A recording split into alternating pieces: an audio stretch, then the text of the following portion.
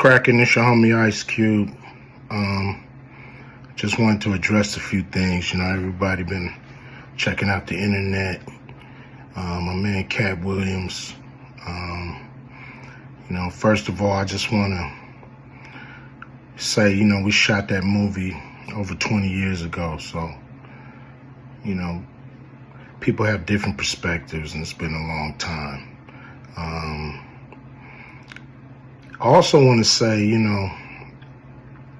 every comedian that I've worked with, every comedian that I've put in a movie, I only put them in the movie because I thought they was funny.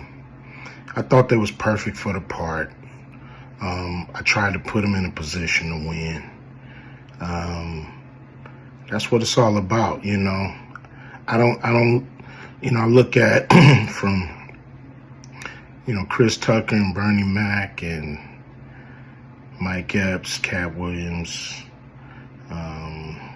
Ricky Smiley, Michael Blackson, Cedric, Kevin Hart. All these guys I know are funny as hell. I didn't discover them. They were doing their stand-up or doing their thing, and I knew that they were great and that they could act, and that if I have an opportunity, I was going to give them an opportunity. To me, that's what it's all about.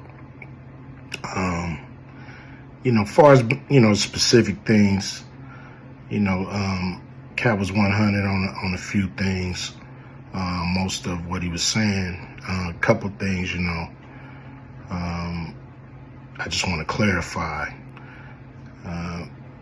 When we bring in a new, comedian, we do have them try out for different roles. So Ricky did give Money Mike a shot. But when we saw him and, we kind of saw how he moved and how he was, auditioning, we decided that he would be a better,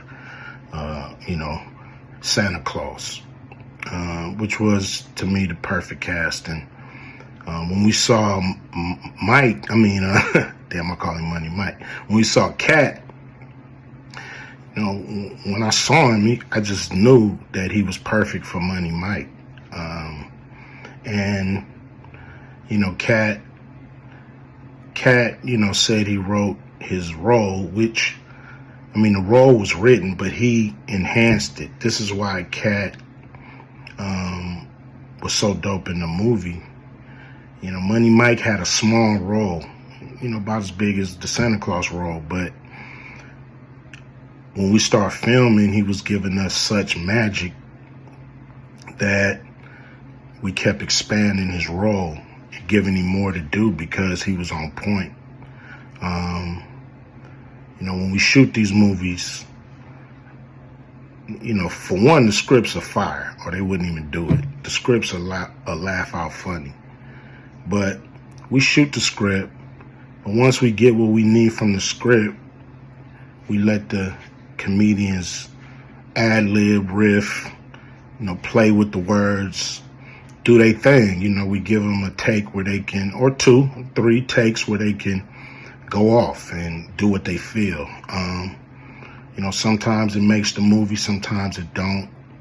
When somebody gives you jewels, you want to try to make sure that makes the movie.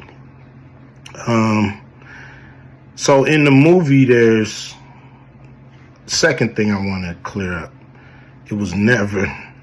I would never shoot a rape scene in a movie, especially like Friday, where you actually see this happening on camera. That ain't my style. If you check out any of my movies, they not raunchy. We did a movie called Players Club where the subject matter was a little raunchy, but for the most part, even that, we left it to your imagination. So the only reason that kind of stuff was in the movie is because you have 3 villains in Friday After Next. You have Santa Claus stealing presents. You have Damon, just got out of prison, sweating. Craig and Day for the rent money. And then you have Money Mike, a pimp that treats his woman, like a property. So Craig is always fighting the villains in the movie, from the Joker brothers to Debo. And so we already had Craig fighting Santa Claus. And the only real way to get rid of the other two villains was to have them go against each other. And the plier joke was always in the script. It was never, we would never ever show that. That's not my style if you look at any of my movies. So that was never a discussion. We, at that point in everybody's career, we would listen to a certain extent, but we wasn't gonna change the movie for any actor. We do what we feel, and if it was a rape scene, it would have been in the movie. There was no reason not to shoot it. But that's not my style. I don't even like that kind of shit in movies, on camera. And so, that was, to me, a little discrepancy there. Katt, he wrote a lot of his part because, like I said, he was giving us jewels, so we were keeping the camera rolling. He was coming off the dome. He was coming prepared every day to steal the show. That was his mission. And, that's what he did, with the movie. And it launched his career, And I'm proud of the movie. I'm proud of all the guys who've, come through, a Q Vision production and went on to do bigger and better things. And look, a lot of people are talking about pay and how much they was paid on these movies that were extremely low budget. Most of these guys work a couple of days, and when you're doing a movie, there's over 100 people working on the movie that need to get paid. Most of them got to get paid every day. And there's pre-production and post-production. Even after you finish with the actors, you got to pay editors and sound people. And my movies are all about quality. So most of the money go up on the screen. I'm not giving you no bullshit. I'm not giving you no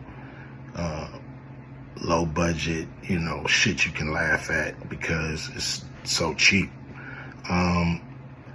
So, we try to put all the money on the screen. And so any actor that's mad at what they got paid, just look at what you was doing. Look at where your career was at the time. Take a look at where it is now. And Friday has something to do with that, I believe. And I put a lot of people in movies, but they ain't never put me in a movie. So you could take that for what it's worth. You know what I'm saying? I've given a lot of these guys opportunities. And I still act, so I'm waiting for a call. I ain't got to produce everything or write everything. I got love for all the comedians that I've worked with. Got, much love for Katt. He spoke up for me a lot. And I just wanted to be clear and clarify some things. And shit, man. I hope y'all have a good 2024. Yeah.